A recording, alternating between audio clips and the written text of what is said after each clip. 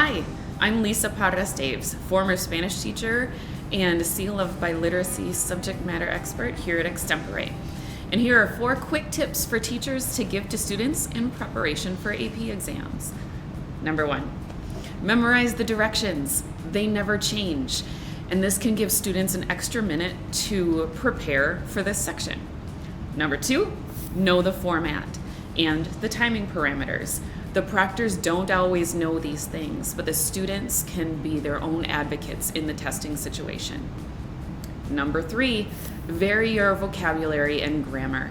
This showcases the student's skills and it avoids being redundant. And number 4, correct your mistakes if you can. Tips for the interpretive reading and listening multiple choice section for the AP Language and Culture exam. Number 1, practice with reading and listening sources combined. This gives students the opportunity to practice synthesizing information from 2 sources to answer multiple choice questions. Number 2, know what types of questions to expect. The questions are always going to be about theme, organizational features, tone, symbolism used in the text. Students will have to deduce.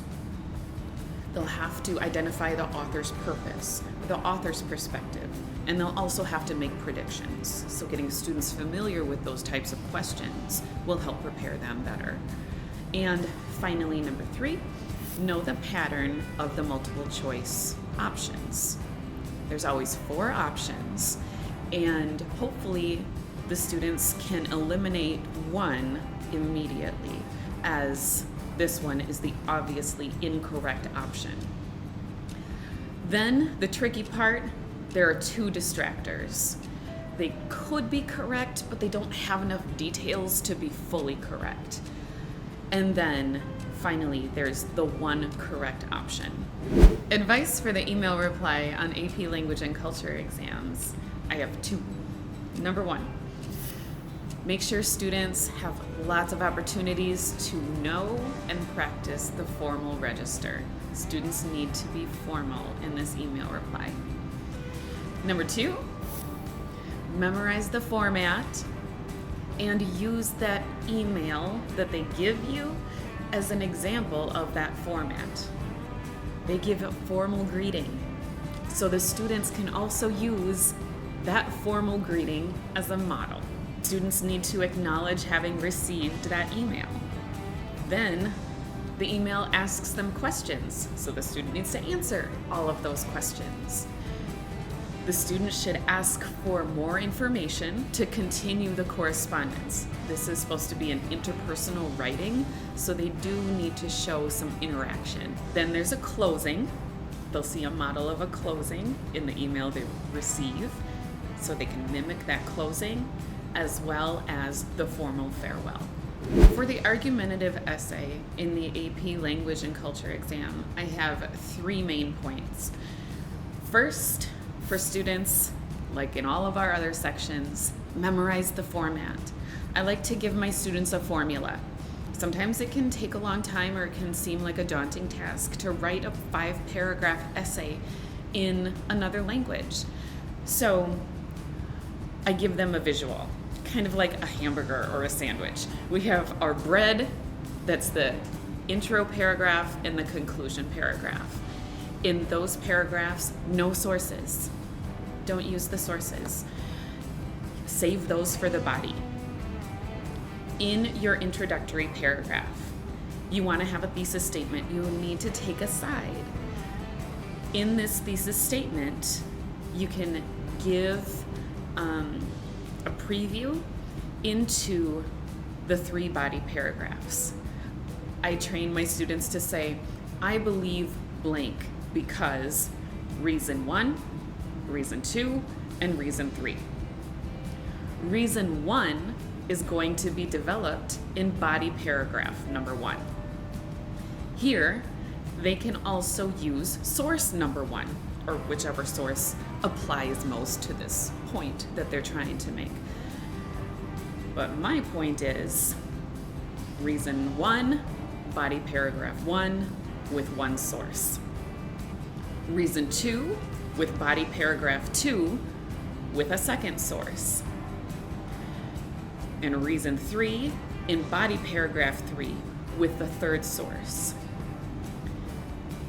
Then comes our concluding paragraph. Again, no sources there. Students want to leave with a bang. Give advice, give suggestions, make a call to action. What should we do next? Leave the reader with a sense of urgency.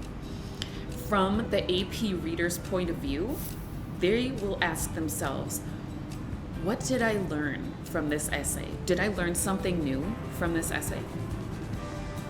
You want to leave them feeling motivated. And finally, my last piece of advice for the essay section. Have students get comfortable with some transitional words and phrases. This will help them with their organization, with their flow and train of thought, transitioning not only from paragraph to paragraph, but from one idea to the next, or possibly a contrasting idea. This seems to be quite a cognitive skill for students, so I encourage them to learn some phrases in the target language that they already use in their first language. Therefore, in addition, for example, finally. For the AP Language and Culture simulated conversation, this is one of the shortest parts of the AP test, but it can be the one that gives students the most anxiety.